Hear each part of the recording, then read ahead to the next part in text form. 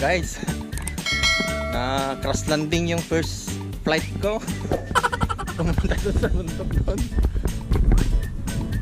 Hinahanap namin. Hindi pala nakalibrate. Kaya hindi bumalik yung yung drone ko. Bali nawalan ng battery. Nalobat. Babalik sana. Kaso wala eh. Dito napunta sa kabundukan. Hinahanap namin. Tignan mo, kusugot-sugot ako. O yung damit ko. Puro hanap ko yung drone ko, sayang. Doon kami galing, doon ko take off doon.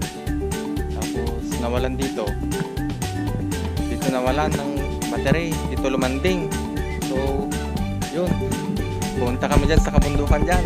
Naghanap, buti nga bundok, hindi dagat. Kung dyan sa nadagat bumagsak, wala na.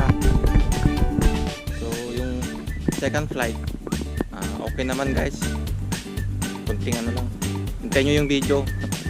Pero nakakatawa talaga, first time bumagsak. Sugat-sugat. Abangan nyo na lang guys. Bye.